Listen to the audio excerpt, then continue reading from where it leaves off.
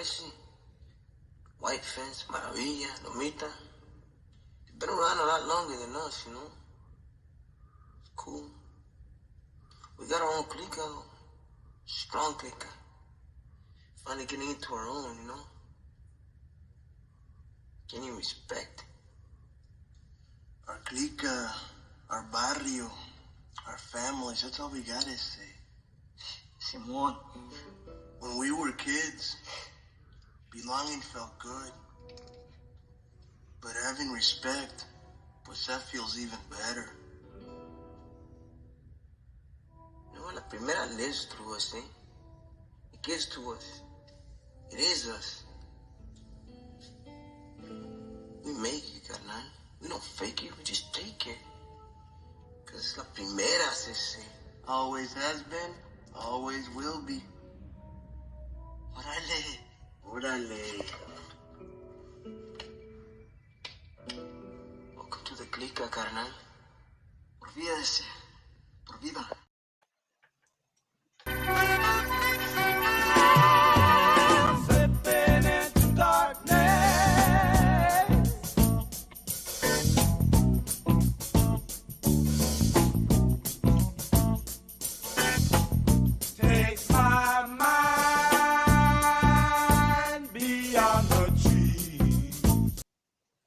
Hey guys, dispensa. I'm still learning how to do this technical stuff. So I know I screwed up a little bit, but it is what it is, right? Hey man, with that said, I don't know about you guys, but man, I am so excited about tonight's show.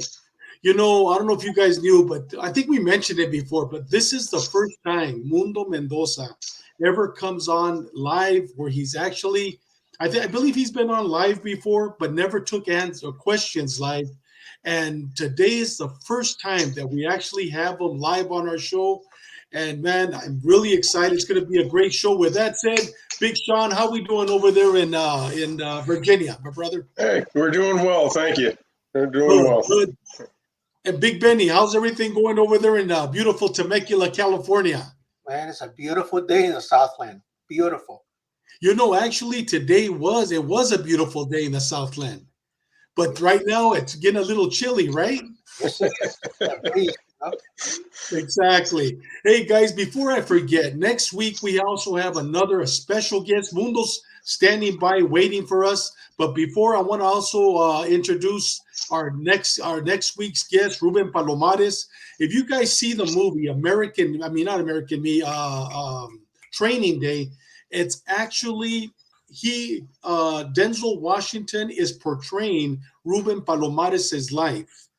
And Ruben Palomares did over 17 years in federal prison. Everything and more that Denzel Washington did in that show, Ruben will be talking about it next week.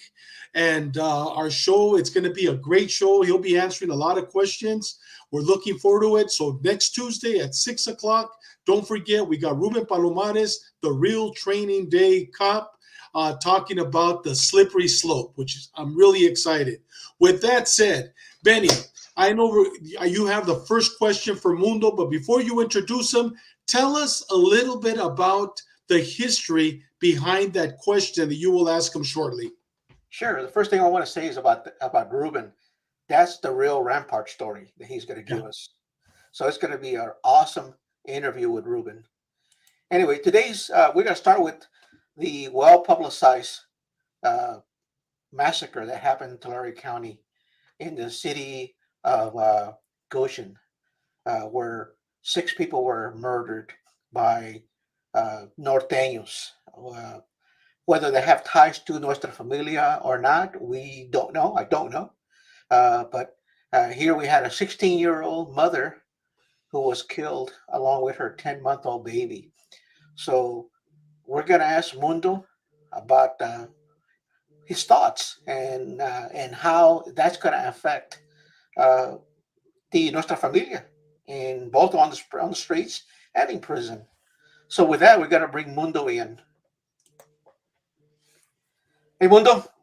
Yo, hello, guys. Hey. Thanks for having me. Thanks for having me on board again. I was telling our audience that we're going to start off the interview. Thank you. Thank you for being here. Mundo, I started telling our audience that today we're going to start off with, I want to talk to you about that Northern California massacre that happened in Tulare County and the city of Goshen, where the supposedly suspects are norteños, confirmed norteños, by the Tulare County Sheriff's Department. First of all, I want to ask you a question, Mundo. When you were a prison gang member, what would you consider the Mexican Mafia's #1 tool of enforcement? Without a question, it was murder. It was the killing of rival gang members, the killing of fellow members who went south to demonstrate to everybody and anybody that we would even kill our own if they had it coming. So the enforcement tool in prison was beyond a shadow of a doubt the taking of lives, murder, #1 enforcement tool. When we began to parole in the 70s, and we set a foundation, we set up the drug foundation. We started to take over the street gang on the streets, getting them to sell our dope. And one of my assignments, I created it's not an official clique, but I called it the inner circle. And our job was to replace all active dope dealers, as many as we could find in the barrios, with our own people. And our #1 tool of enforcement was the use of murder. It was easier for us to kill somebody who didn't want to cooperate with us than to beat them, break a leg or something, or threaten them, because we would replace them overnight. There were a couple of occasions when we would come back to the area that we operated in, and the crime scene tape was still up from the person or persons that we took out, and we had already replaced them with somebody else. But that's how fast we were operating, and the word quickly spread. Uh, Many gangs, as time evolved, many street gangs had their own enforcers, and their #1 targets were guys within their own gang. So again, in answer to your question, without a doubt, as in most organized criminal groups, the Mexican Mafia utilized murder as our #1 tool of enforcement. Okay. With that said, Mundo, I'm going to ask you a question here about Goshen. I'm sure you've heard about the massacre of the 6 people, including a 10-month-old baby that Yes. took place in Goshen in January 16, just last month, to be exact. How does the how does the gang world in California view the killing of a baby? Well, they, as long as I can remember, informants, baby killers, sexual deviates, child molesters, and a few others uh, are in the same category, or were in the same category. And my understanding, as time has evolved in the street gang and also in the prison world, they have become more stringent on sexual crimes and anything connected with the taking of the life of a baby, of an infant. So these people were what we would call walking dead men. And staff was aware of that. So for the most part, staff would make it a point to separate, to make sure that these guys were not on a yard with general population inmates that would be looking to take them out. So that nothing's changed. If anything, it's probably gotten more stringent. The distaste and the way they feel about these type of individuals. So baby killers are definitely persona non grata. There is no scenario that I can see that uh, a baby killer would be accepted in that world, no matter what his previous reputation was, no matter what. Mundo, how does the Mexican Mafia view the killing of small children? And I understand that there was a similar incident involving the EME back in April of 1995. Absolutely. I remember that one like yesterday. And remember, when that happened, I was about 15 years already out of the mix. I was on my way in a vehicle. I was brought in from where I was located at the time, and I was flown into Southern California. Uh, and there was a member of the task force. There was a chase car, and the guy that was driving was a retired LAPD guy whose name I won't mention. And he was the troubleshooter for 60 Minutes. So he was taking me to 60 Minutes for an interview. And that interview is on YouTube. If you Google 60 Minutes Mexican Mafia, you can see that whole interview. Well, anyway, what he was kind of preparing me for some of the questions they were going to give me. And one of the questions that he asked me, he says, you know, they're going to ask you uh, about how the Mexican Mafia kills children and innocent people. And I looked at him and I says, well, that's something I'm not going to talk about because they don't kill children and innocent people. Uh, and he said, well, they just did. They killed 5 people in Almani, including 2 infants, which was true. And I told him, well, this is my opinion. Remember, I've been out of the mix for 15 years, but anybody that understands the criminal mind, anybody that understands the career criminal, and specifically the Mexican Mafia, will also understand that that isn't in their mission statement whatsoever. If anything, they go out of their way to avoid that type of collateral damage. So, and I knew something about what had happened there just from investigators that had shared that information. Uh, a Mexican mafia member by the name of Güero Shyrock was caught on film in a video film in a hotel recruiting a new member uh, by the name of Luis Maciel, nicknamed Pelon. His first order of business was to kill a Mexican mafia dropout from El Monte by the name of Diro Moreno. So, what he did, he recruited some gang members from San Gabriel, from Sangra, to do the hit. And their orders were to kill Diro and, of course, any adult eyewitness that may be in the residence. According to the book, they're fair game. Now, I just finished telling you that you want to avoid collateral damage. That's the way I operated. That's the way many guys operated. We would isolate our targets and we would take them out to avoid collateral damage. Uh, in this case, the adults that were in the residence, the mother of the infants, another gang member, and Dito himself, the target, were their executions would have been understood and nobody would have said anything about those killings. But when they targeted and killed when Jimmy Palma killed the 2 babies, uh, that's where they crossed the line. So I told the guy that was driving, I said they're going to conduct their own investigation, which will be much more thorough than the homicide detectives, and all the participants are going to tell these guys, the Mexican mafia guys, exactly what their roles were.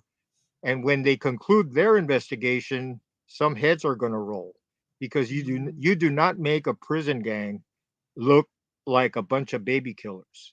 And this is true. I'll tell you right now. And I've been out of the mix for over 40 some years. This is true with the Mexican Mafia, with the Nuestra Familia, with the Black Guerrilla family, and with the Aryan Brotherhood, the Big Four in California. They do not tolerate baby killers. So that's not in their mission statement whatsoever. So in the case of Jimmy Palma, he got sentenced to death row. I still remember the video where he's smirking at his sentencing. He's got this smile on his face like he did something great. When he ends up on death row, I don't know if you know the story, but a couple of years later in 1997, while on death row, he was allowed to exercise on the death row yard with some Mexican mafia members. And a couple of guys grabbed his arms. Or first, they got his blood pumping by engaging him in a basketball game. You know that gets your blood flowing. and they knew that that is what they wanted, because then when he was stabbed in the chest with a metal wedge, he bled out right away. And so they meted out their own brand of justice, uh, something that the state of California was not going to met out, because, as you probably know, the state of California does not enforce the death penalty. That's your governor, Benny. Your governor is against the death penalty, even for baby killers. So I don't want to sound like a political animal here, but for baby killers, in this case, I think a lot of people applauded what the Mexican Mafia did, in taking out character for this killing. So in answering your question, I know I took you on a long route here to relate something, but that is an example of how the prison gangs, and especially the Mexican Mafia, because I'm familiar with them. But I can guarantee you that the other prison gangs do not tolerate or condone this type of activity. Hey, Mundo, I have a quick question. What I've read, Benny was the one that shared it. Thank you, Benny, for sharing that the video, the press conference. The sheriff, Tulare County Sheriff, did an excellent job explaining in detail what occurred. It sounds like it was Norteños and it was a Sureño's house. They went and they did the massacre. What happened directly after that? About a year ago, 2 3 years, was talk about some type of a truce between norteños, sureños. How does this affect, and what is going on today be after that incident in state prisons in California? In my opinion, and actually that truce, or that cease of hostilities, is a better way to characterize Okay. it. Yeah.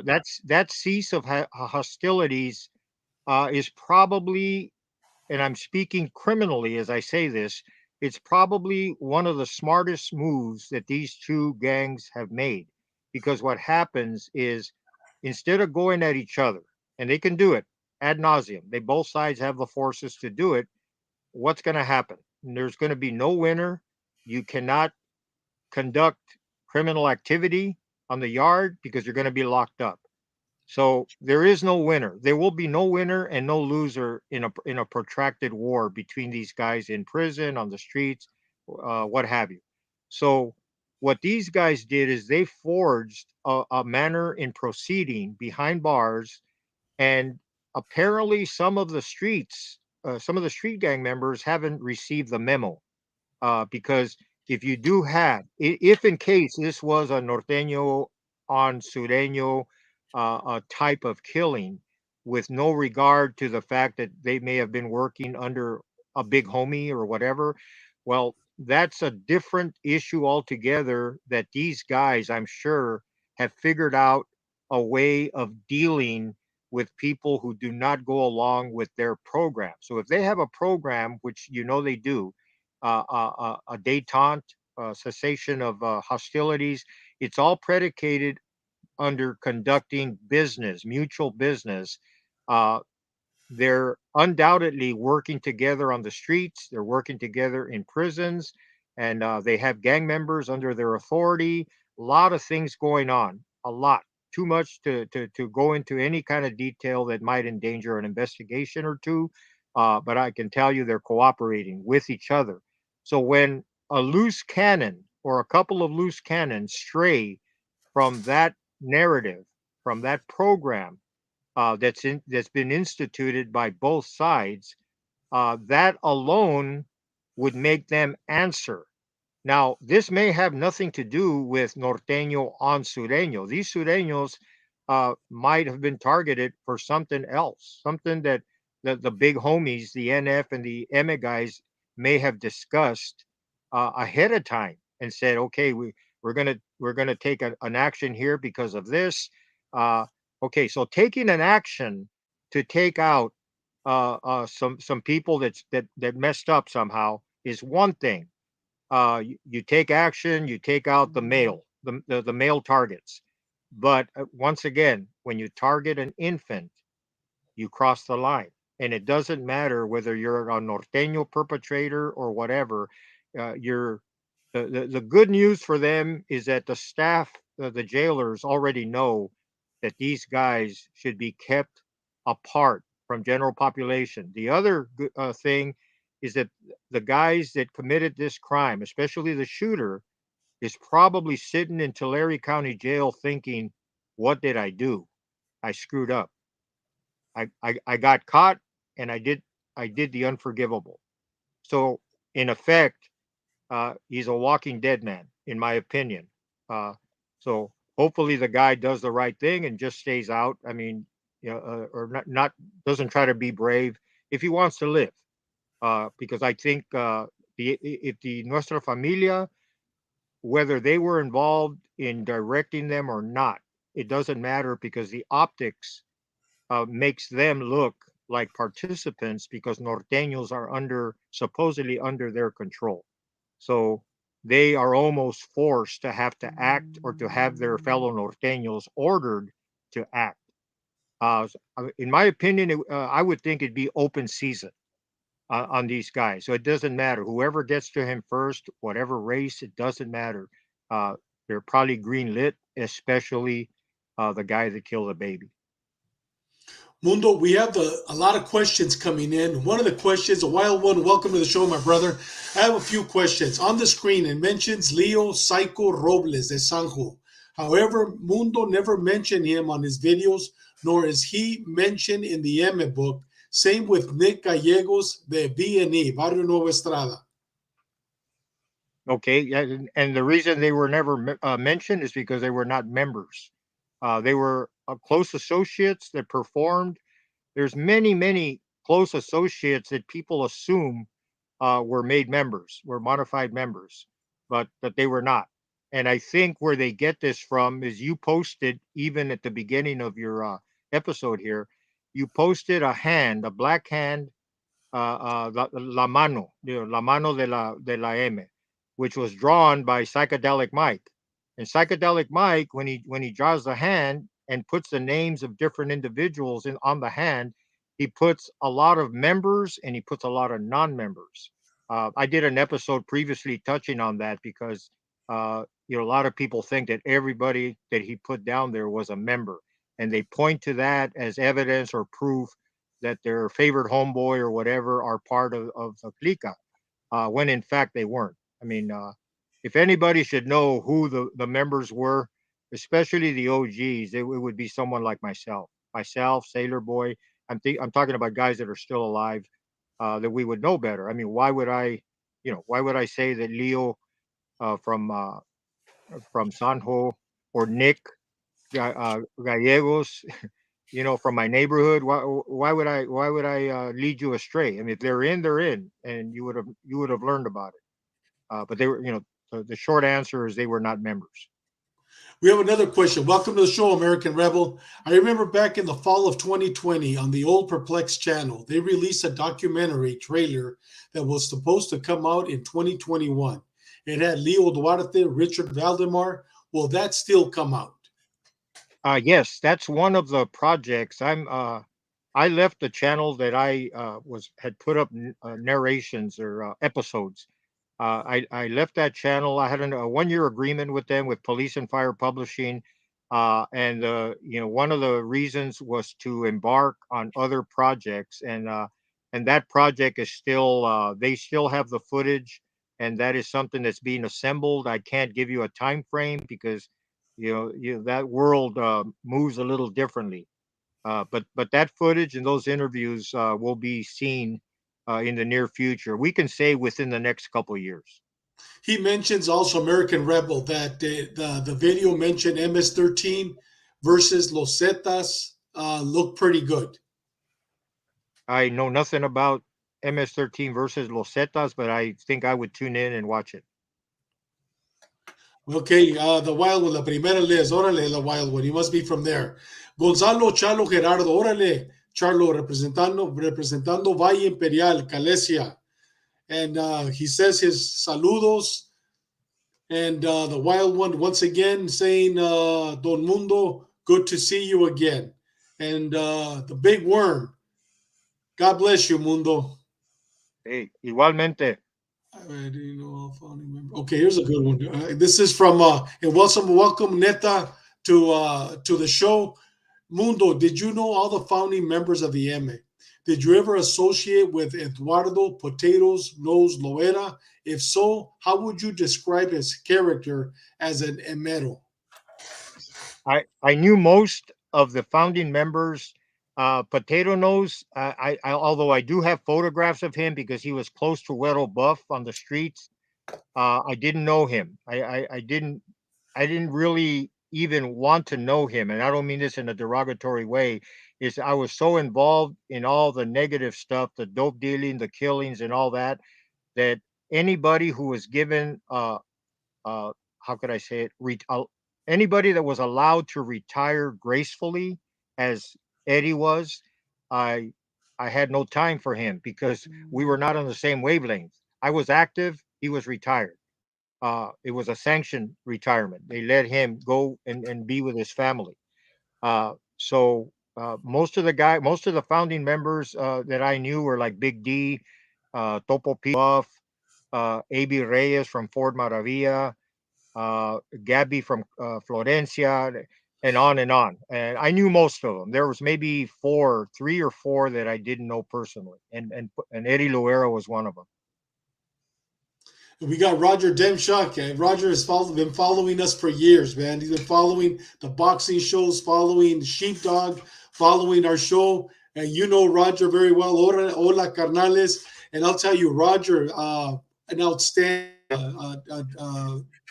San Diego sheriff, gang detective, outstanding police officer. Welcome to the show, Big Roger. Once again, we have another question for you, Mundo, from Homie 2417. What are your thoughts on the peace treaty amongst the Big Four and the fellas being let out to the main line? Good question, homie. Yeah, it's something that I thought would happen eventually. I know there was a lot of bad blood, between North and South, and the actual animosity or violence between the EME and NF was almost non-existent since 1973 because they were kept separated, and so the war was fought by proxy by the norteños and sureños on the streets, in prison, etc. So what happened at some point, and I predicted it. I talked to some of the guys from the SSU, and I told them, what's going to happen. These guys communicate. They respect each other. They communicate. They talk. So the logical question goes like this: when we beat these guys with our hunger strikes, those hunger strikes were just ruses to get back out on the yard, to do away with the shoe unit, the segregated housing unit.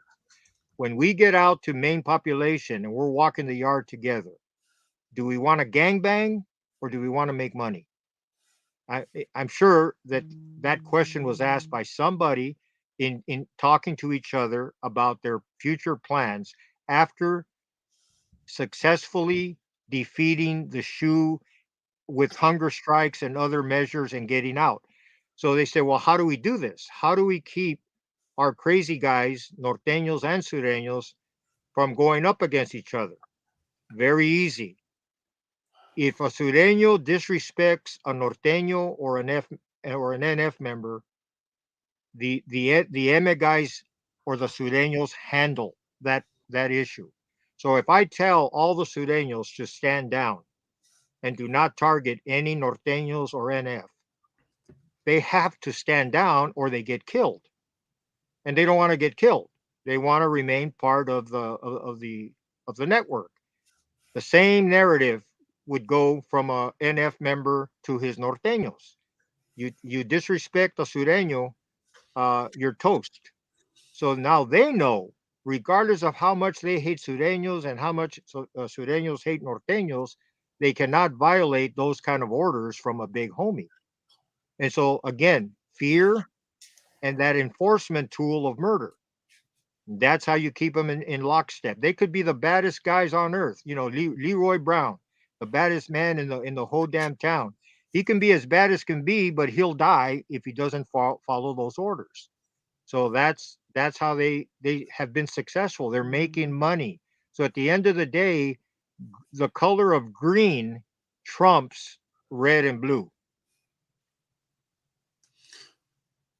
Bobby Radio, welcome to the show, my brother. Are you? And he has a question. Are you going to do a story on Sailor Boy? The answer is no. I'm done with YouTube. My time was up. There were so many episodes I wanted to touch upon, but you only have so much time. You only have so many arms and legs, and no. The answer is no. Maybe sometime in the future, if I ever come back to YouTube. But again, I'm off to other projects, and those projects are going to be in the same genre. And Police and Fire Publishing and the Gray Line will receive previews before these are launched, and your viewers are definitely going to want to see this, and Sailor Boy will be included in this content. Is all I can say. Thank you, my brother. We have another one. Neat Wave. Welcome to the show. Hey, Mundo, did you ever personally meet AB heavyweight Barry Mills? You were in St. Quentin at the same time as him. Yes, I did. He was very close to Keto, to Martin Vargas. They were both from the Fresno area. I think Barry was originally from another part of the state, but eventually he moved to Fresno, and him and Keto considered themselves homeboys, and they did some they conducted a lot of violent business together. There in those days, many of the Mexican Mafia members had counterparts or guys that they ran with in the Aryan Brotherhood, and they went on missions together. So Keto and Barry attacked some rival gang members at DVI in '72, killing one. They were involved in other. I've covered them in other episodes before, but yes, I did know Barry and Dennis Murphy and Jack Mahone. Uh, most of the OGs. Ok, perfect. Y aquí la familia primero. ¿Qué hubo, Mundo? Saludos from Kansas. Family first. Bienvenido al show, familia. Primero. Ándale, hey, que Dios lo cuide. A él y a su sagrada familia. The wild one has another question. My other question is, what the status on the EME Profiles book you mentioned a few years back? That's one of the projects that's in the making that should be about another 60 days approximately when that will be in the mix and available. And I will ask Police and Fire Publishing and the Gray Line channels to market it or to advertise it is a better word when it's published. And that's about all I can say. I'm kind of restricted in what I can say by my publisher, but I'm biting at the bit to share this, so you'll be getting it in short time. Thanks for asking. Mundo, this is another question. This isn't a question from one of our viewers. It's a question from myself. I know there's a great book coming out. I don't know if we can mention it or not on the NF, Nuestra Familia, and who the author is. A very, very well-respected law enforcement agent. Can you mention that, or are we going to wait for the book to come out? And when is it going to come out? No, the Nuestra Familia Encyclopedia, that's the working title. That's probably going to be the final title. Should be released before April. It'll be the most informative book on the historical beginnings of the Nuestra Familia as they evolve to the present. Many good photos, and it's going to be most of the significant members. As many of the viewers may not know, the NF probably had more members than all the other three prison gangs combined. I'm talking about number of members, because once upon a time their recruiting practices was one of quantity versus quality, and of course that changed later when they got rid of the bad apples and started being more selective. But they've had way over 1,000 members in their history. Most of them were what I would call insignificant members, guys that aren't really worthy of trying to figure out, track down, because many of them were in for a very short period, and then boom, they were out or they were green lit. So that that book is authored by Brian Perry, and I assisted him. So I am the co-author of that book. I assisted him, but most of the historical data was provided by Brian Perry's connections, because as you know, he was a high-ranking member of the SSU back in his days and had a very lofty position. Investigated all the major gangs, including the Nuestra Familia. So Very well respected. yes, very well respected, and it's a book. He has a channel as well, and Untold Crime Stories. It's on YouTube, and he will, like I said, that book will be released sometime before April. For those interested, and PFP and other channels will be advertising it. It will be made available for purchase on Amazon and on Police and Fire Publishing. And you know what? We'll definitely have him on our show talking about it. It's going to be a great book. The Wild One has another question. Why isn't there much info on Jap Mike? It seems there's a very few photos of him besides the 60s, 70s pics. What was he like? What was he like personality wise? Yeah, Jap Mike was the first, and I'm thinking he was probably the only Japanese American to be recruited into the Mexican Mafia. Ironically, he was from Hawaiian Gardens, but his home state was the state of Hawaii. And he was recruited in San Quentin in the early 60s, in the mid 60s, I should say. Uh, very To hear a Japanese talk Spanish, or Spanglish, as I call it, was something else. I was locked up in B section with him and Chapa. Danny Chapa was one of the Hawaiian Gardens gang members that recruited him into the EME.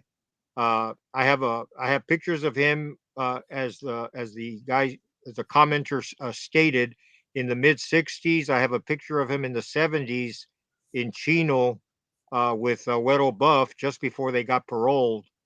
Both of them, Güero Buff paroled to Los Angeles, to Artesia, and Jap Mike paroled to Hawaii. And so in Hawaii in the 80s, he got mixed up. He invited Güero Tres Portillo from uh, Big Hazard, and who else? Rolo from Watts, and Tony Palacios from Garrity to join him in Hawaii, and they got involved in the distribution of meth, taxing. They were taxing, I believe it was Baywatch. They were taxing some of the people that worked on the set for Baywatch. And they had other activities going on, and I lost track of him. Everybody lost track of him, so I don't know. I can't tell you much more about him, except he was a very serious guy, very dedicated guy, dedicated to the clica when he was there. And like many guys, they started paroling in the late 60s and early 70s. Mundo, we have another question. Welcome to the show, homie 2417. Can you tell us about Sonny B. Ballesteros? Gracias. Oh, Sonny B, the old man. Yeah. No, he was one of my favorite old men. It's great to be able to call somebody an old man. You know, I'm here. I am, 73 years old. Everybody calling me an old man, but back in the day when I met him in like 73 in the adjustment center, and most of us youngsters were in the adjustment center for killing multiple inmates throughout the prison system, and we thought we were bad, you know, because that's how you measure loyalty in the organization, is by who you kill lately. And so we were ongoing, man. You know, he had that evil eye and looking to take somebody out all the time. And Sonny B was like an old mentor. You know, he had a saying along with old man Mappa from Clover. They'd walk around saying, "Don't be so mean." You know, that was a, you know, like an expression they used, and we kind of caught on. And yeah, Sonny B dedicated a few pictures to me that I posted on my one of my episodes, and those pictures are going to be in some of the upcoming content, some of the books that are going to be published later on. I'll have more latitude and more leeway to publish more things. And Sonny B will definitely be there. He was a street boxer. He was actually certified. There's going to be articles that touch on that. The certified boxer, uh, he got not disbarred, but he got forget the word you use when you're kicked off from boxing because you're committing crimes, and he ends up becoming a career criminal. He got out in the mid '70s. I remember Sailor and I were headed up to Northern California to. We had Joe Morgan had scored a big connection from south of the border, and we had a lot of heroin, and we were distributing samples to the carnales who were spread out throughout the state, especially in Northern California and Visalia. And when I remember picking up the phone in a phone booth and calling Sonny B on the way up, he didn't know where I was calling from. And he got all happy, hey, mucho amor, and this and that. And he thought I was calling from LA. And I told him, hey, I'm right around the corner from you. I thought I'd give you a holler and we'll be headed down there. And his whole voice changed, his whole demeanor changed. He, he was empiernado. In other words, he had a girl, and he was in love with the lady he was with. He was very domesticated. So when he right away he knows that if I'm with Sailor and we're traveling and we're out there, what are we doing? We're involved in the mess. So his voice changed, his demeanor changed. He said, well, right now I got this going on and that. So basically he was telling me he didn't have time to see us. He was afraid maybe that we were going to pull him into our mess, and that wasn't our intent. We just wanted to say hi, and if you wanted some dope, we'd give him a sample to know what was coming. And so I hung up the phone. I was a little disappointed. I remember telling Sailor, hey man, I think the guy's in love, let's leave him alone. So we went on to San Francisco. I heard he went to prison in I think it was either Utah or Idaho. He did some time there, and in the '70s or late '70s or early '80s, and that was the last I heard. In 1973, I believe he was like 44 years old. So you figure that one out. And he's either a very old man if he's still alive, or he's deceased. Neat wave. Thanks for the answer. Mundo, what was your reaction when you first met Güero Shai? The EME have problems recruiting Shai because of his race. No, not at all. Because anybody who's familiar with the dynamics of LA street gangs and Southern California street gangs, I think every barrio had their token white boy back then, their güero. Güerito from Florencia, the güero from Barrio Nuevo, from my clique, actually, from the Tinies, Güero Tarausian. There was George McCarthy from BNE. There was, I mean, on and on and on. I can go on ad nauseum. And so Güero Shyrock, nobody considered him a white guy. I mean, just like Joe Morgan, these guys, they spoke with an accent, a Mexican accent. Their hearts were brown. They were part of the Mexican gang culture. So he was never, ever considered anything but a Mexican, even though he was white. When he was recruited right after me. I believe he was recruited at DVI, one of the young guns is what we call them, by Richie from Bakersfield. And a game. When I debriefed, and they asked me to describe all the members, when we got to Güero Shai's, I described him as a game soldier because that's what he was at the time. I mean, anybody who perseveres and remains in that game long enough, they be, they can't help but to inevitably become shot callers. And I understand that he's one of the major shot callers now in the federal prison system. But at the time when I defected, he was like most other members, uh, is game soldiers. I was a game soldier. I never looked at myself as a major shot caller or anything like that, but I was equal to them because we didn't have a rank and file. But and actually, I killed more than them. Güero Shyrock was right there, a killer in prison, out of prison, just like myself. And so when Güero Shy got out to the streets, it was like being in prison, except in prison you have a knife and on the streets now you have guns. And as I say that, when they killed Bruno from the avenues, they killed him Folsom style. They stabbed him to death. And when he killed Sluggo Pineda from El Paso, Texas, on the streets, he was a Mexican Mafia carnal. When they killed him, they sliced his neck, Folsom style. I say that rhetorically. I mean, in other words, they could have shot him.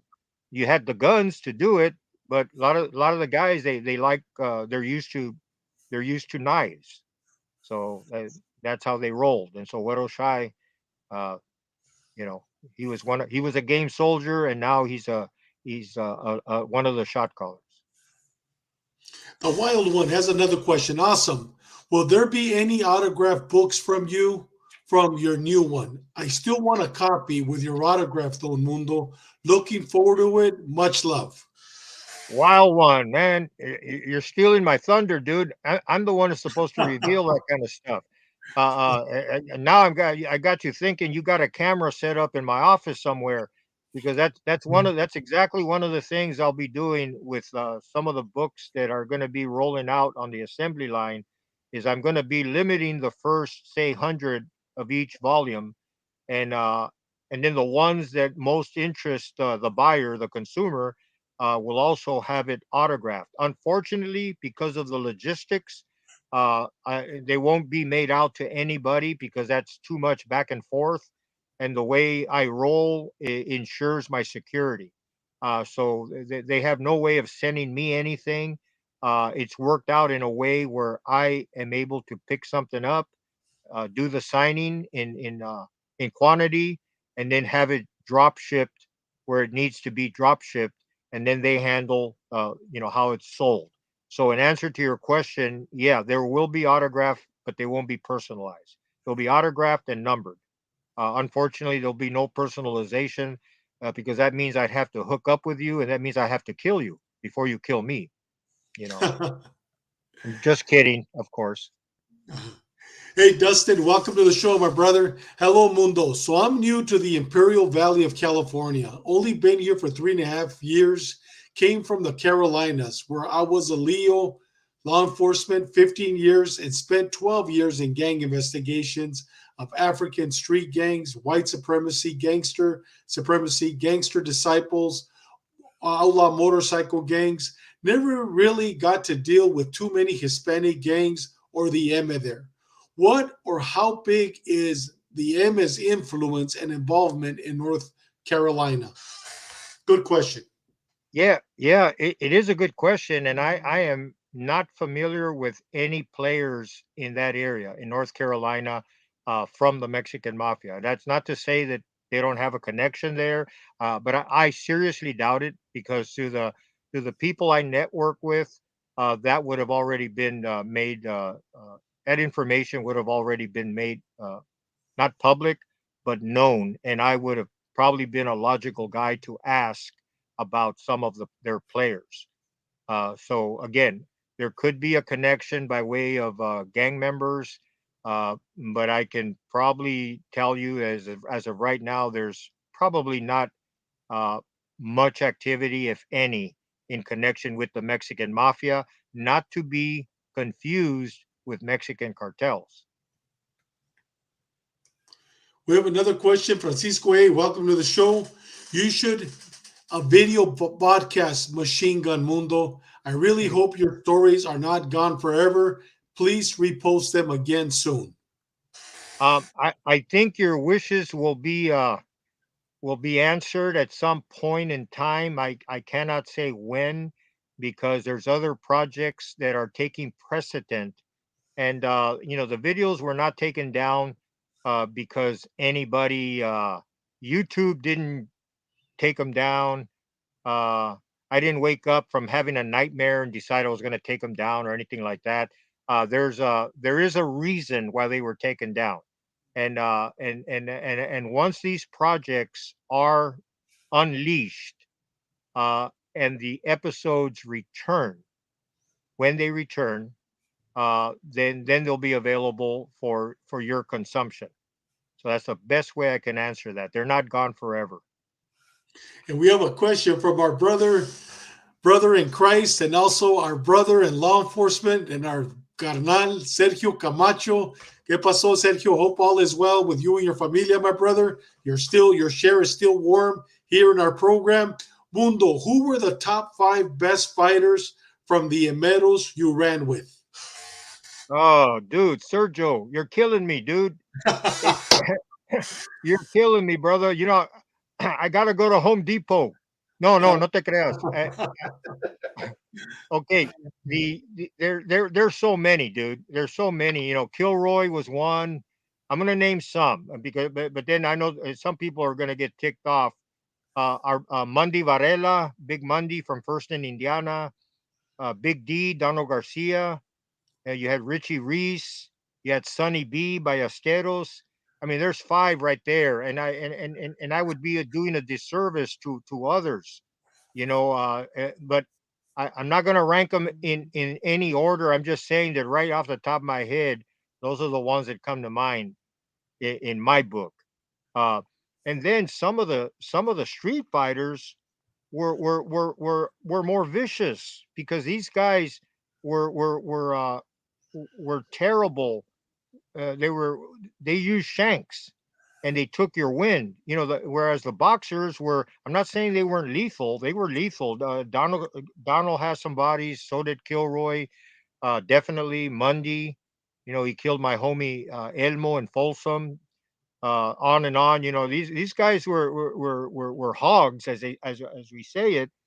But as anybody that knows how this works, you don't have to be a boxer to be able to perform and to be able to kill. You know, the killers weren't necessarily boxers. They knew how to street fight and they knew how to fight dirty and take their targets out. You know, the boxers knew how to stick and move in the ring and all that. You know, but those are the 5 that come to mind right away. You know, Mundy, Big D, Kilroy, Sonny B. Uh, yeah, it's just you know, there's a bunch. Oh, Richie from Baker's. Yeah. American Rebel. Another old man is old man Rube Soto. That Emero will take it to the grave. Yeah, it appears so. You know, Rube. I held out hope that someday he would just hang up the gloves. You know, I mean, guys put in a lot of work, and I guess put in a lot of years. Put it that way. He was when I think of him, I think of a hope to die heroin addict, and that is the sad story of most of those guys. Most of them. I mean, I can do the number one killer of Mexican mafia members are heroin related deaths, either overdoses, hot shots, liver diseases, something connected to heroin. And that was part of the culture growing up. Most of the guys, that's what they did. They used dope. And so Rube Soto, hardcore heroin addict, a lot of respect from the younger guys and even from the older guys. And I hear he's not in good shape health wise, but he's up there in age in his 80s. And I hope he receives the Lord before he passes. That's my prayer for him.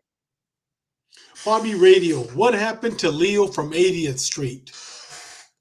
Boogity Brown, Leo from the '80s. Yeah, yeah. I knew Leo from Youth Authority. I knew him from Soledad North. He was a boxer. Uh, I got pictures of him in the ring when he was boxing in Soledad and later in San Quentin.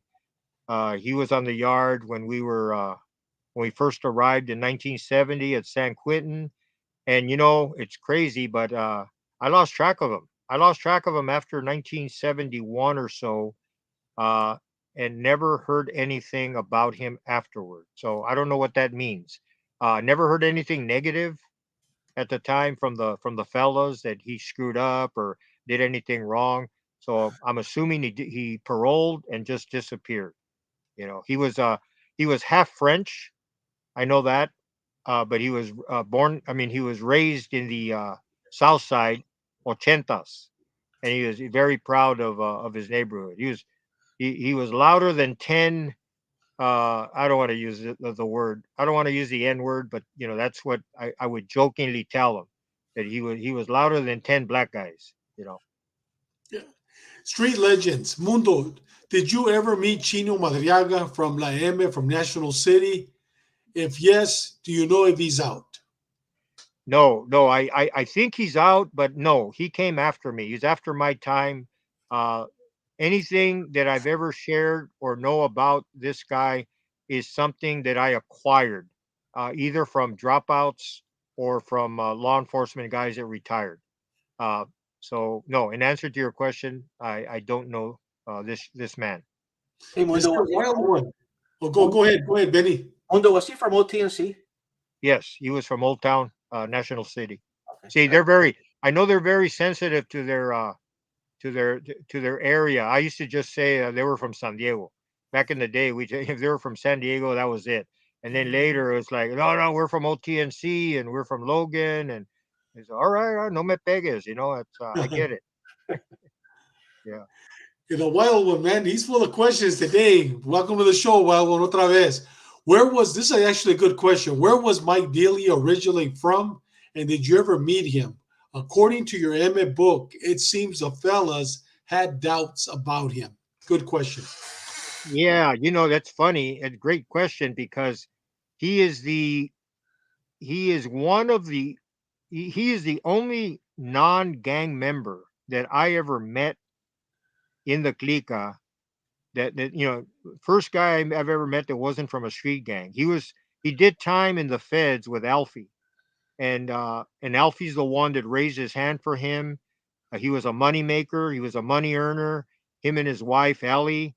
I didn't know Mike. I never met him personally. When I got out, I was already working undercover. Sailor Boy was unbeknownst to me was working undercover as well, and he's the one that got Mike arrested in his motorhome. But you're right. Mike Delia was not very popular. He was Italian American, but that has nothing to do with it. But he was a loudmouth. He was always when they made they made a lot of arrests in the early '70s. Güero Shyrock, Mundy, Sailor, uh, bunch of guys. You can find that on any article if you Google it. L.A. Times. And so Mike Delia, I remember, did an interview, a TV interview, blaming multiple homicides that the Mexican Mafia guys were accused of on the SSU. He blamed the SSU for doing these hits and blaming it on them, which is pretty stupid. So I know a lot of the guys were kind of ticked off at him for bringing unwanted heat by verbally attacking the SSU. So many of the fellows just wanted a reason to take him out. So in my opinion, he was fortunate to have survived the wrath of the politicking that was starting to take place back then. But yeah, he's the only Italian American and the only non-gang member to join the EME in my time. That may have changed later, but in my time. Mundo, Neat Wave has a question. Mundo, since you knew Barry Mills, could you describe what he was like? Wild, and mostly had long, mostly like wearing long hair. He wore his hair real long. I got pictures of him that way. He's shown in different pictures. I've seen him with short hair, and that's not normal for the Red Baron that I knew. The Barry Mills that I knew had long hair, and he was wild. He was wild. He he was also deadly. I mean, he didn't talk a lot of smack, but he was crazy. You could tell just by the look in his eye. He had this look. Him and Keto. Uh, they would I call it eye screwing, but I use the other word. The way they would look at people and kind of challenge them and ready to back it up because these guys were like all of us. We were animals. So yeah, he was a wild one. If it's like the wild one that's asking all these questions, well, that nickname would have fit Barry. Hey, Dustin, the officer working now in Imperial County from North Carolina, says there is a big presence of MS-13, 18th Street, and Sur 13, North Carolina. but just didn't know if they're tied close to EME. More MS-13 than anything in North Carolina. Cool. Well, see, and apparently you know something I don't know. I wouldn't doubt it because the Sureño presence is everywhere, and if they're still putting MS-13 out in that area, then maybe you have a pocket of MSers that are still tied to the West Coast. Because my understanding is that there's been a change in that. So, yeah. Mundo, we have time for two more questions. I know Benny has a question and Sean has a question. So we're going to do three more questions and then we're already past an hour. But this is from Neta. Another good question. Mundo, did you meet the old time Fed members like Bruiser, Bruchino, deceased Bob Steele, Quinones, also Pete Moreno, and who's in Arizona Pinta? Bob Steele, I met in the state. Remember, most of the guys that were significant members, the first wave members in the feds, originated in the state of California. And there are members, of course, that were made in the BOP, in the federal system. And and of course, you had the members of the commission. You had Champ Reynoso, you had Willie Bobo, you had Black Segura, you had Rube Soto at one time, and of course, all those guys were from the state. So the Bruiser, I didn't know, unless he would have been in the state, and even if he wasn't a member when I was there.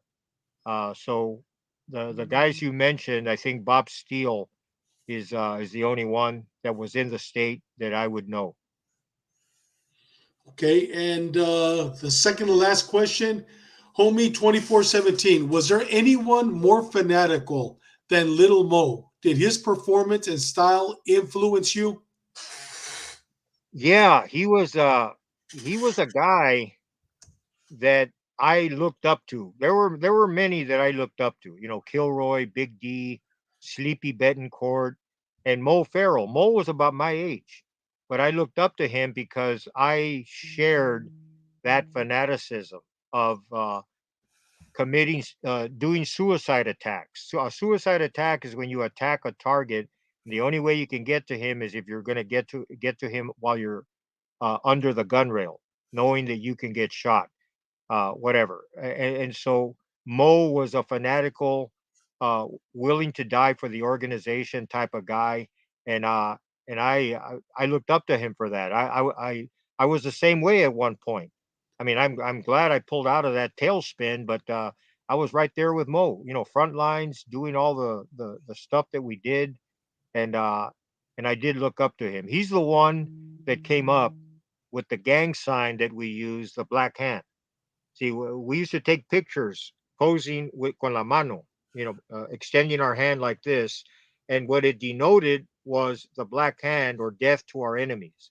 And later, decades later, it evolved into an official tattoo. Many of the guys now wear the black hand on their bodies. Well, that was Mo. Mo was the first one that came. You know, there were a group of us that would always talk that gangster talk. You know, que la mano negra, y que send them to Brazil, and just talking out of the side of our necks. You know, and doing things because we knew that all of us would volunteer for the next hit. There was a group of us. We wanted to be in the front lines because, like I said, your loyalty was determined by who you kill lately. Who have you killed lately? They don't care about what you did 6 months ago or a year ago. It's you got to perform on an ongoing basis. And Mo was one of those kind of guys. So, as a bad guy, as a guy with a warped mind, I love being around Mo because Mo was always game. He wanted to go full throttle. Unfortunately, in Mo's case, he got into some internal politics. He got stabbed, uh, and he was on life support when he woke up a few months later. And he got depressed and he pulled his own life support. In effect, he killed himself. But the guys that stabbed him were charged with homicide because in California, I believe if your target If your victim dies within a year of the attack, then they can charge you with homicide. Mundo, the last question, and you know what? We're getting a lot of comments, dándote las gracias, thanking you for everything that you've done through your, your channel and for being on the show. But this is the last question from El H. Bienvenido al show, H. ¿Qué onda from Salas? You've mentioned in passing an EME associate, Fast Eddie from Salinas. What can you share about him or any Emeros associates from the Salinas area? Well, Fast Eddie stands out in future books. I'll have photographs of him, but he stands out because he was a strong associate. And you got to remember that in those days there were many guys from Northern California that were camaradas. They were friends of ours because we didn't distinguish by North and South. That didn't come into play till later. That's why I say today they've come full circle in that regard. Because norteños, the norteño movement and the red and all that didn't come into play until later. At that time, guys like him, there was Mo from Redwood City who became a carnal. Fast Eddie from Salinas was not a brother, but he was in many pictures with us, and he'd always hang with us, and he would support us. He would carry shanks for us. He probably would have done pegadas. He probably would have done hits for us. But we didn't need him to do any of that because we had enough soldiers out there. So there were just many. There were multitudes of guys from Northern California that were friends. They were camaradas. We didn't look at them like pinche norteño or anything like that. There was none of that going on until the stuff hit the fan in 1972. So from 72 on, there was a war from April of 72 until December of 72. And then once that war was terminated, then they separated everybody for good. And then, as you know, the North and South became an adversarial thing for decades until now you have the cease of hostilities. Sean, I know you have a question. You haven't spoken much today. You've been listening and learning a lot from Mundo, answering all these great questions, but I think you have a question. And then Benny, I know you have another question also. Go ahead, Sean. Hey, Mundo, last week you were talking about fear and all that. What agency on the street side and on the prison side did you guys fear the most? SSU. What unit within these agencies did you fear the most? SSU. Okay. They were like a shadowy group, and whenever we talked, behind every bush there was an SSU agent, and so that was a group. That was a group of guys. I remember when Alfie had a hit list of law enforcement guys he wanted to hit. Some of the members of the prison gang task force, and then some SSU agents, and again at the time I was already working undercover, so it was my job to dissuade him. I would have done it even if I wasn't undercover. I told him, Alfie, you can't do that. We don't do that. We don't target cops. And you know why? He said, yeah, but these guys are this and that. I go, we don't do that. You're gonna bring the wrath of Khan is gonna descend upon us. You start killing cops, that's not good for our business. And he was adamant. He wanted to kill these SSU guys, especially. And I told him, listen, the final straw. I said, if you lift a hand to do that, to take anybody out on that list, you know that the carnales are not gonna like this, and you know what the repercussion will be.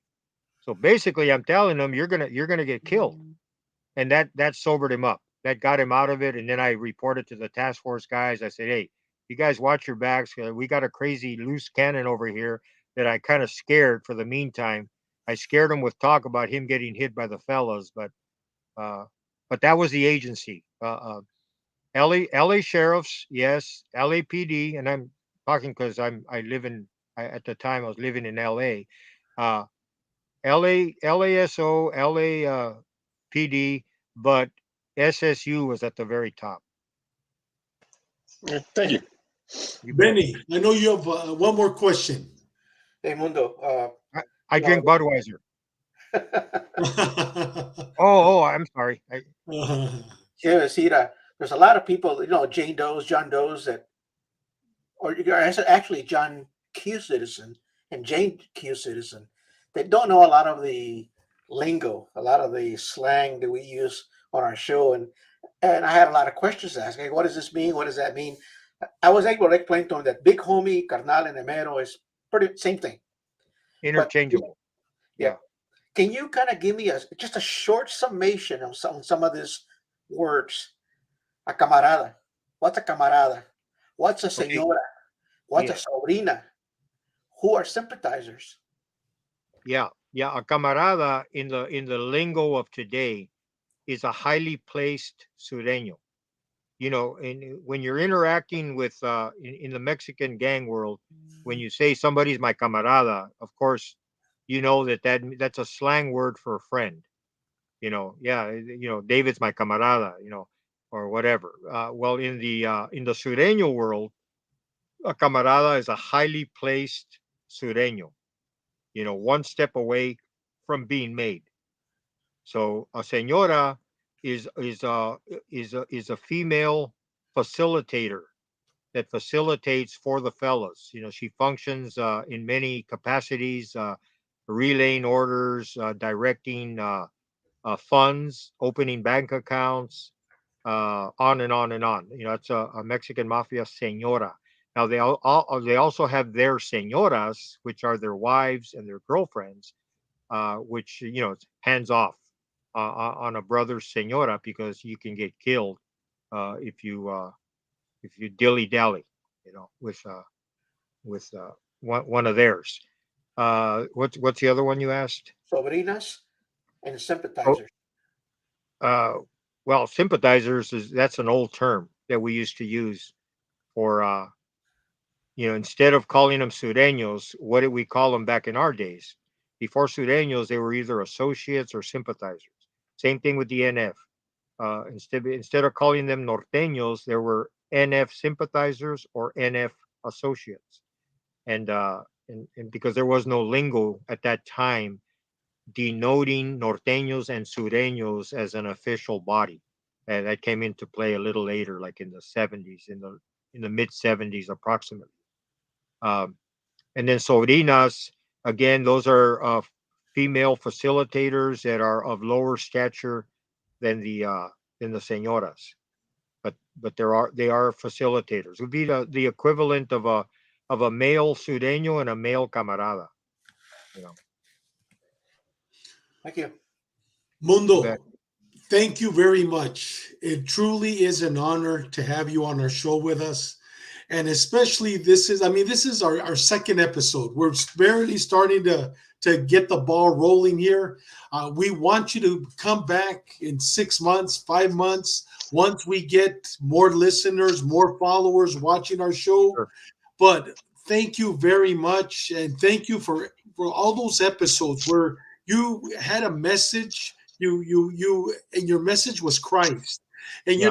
last night you posted your last message or your last episode, and you had over 300 followers talking about your testimony and Amen. Yeah. what they learned, the seeds that you planted. With that said, do you have any parting words, Mundo? Yeah.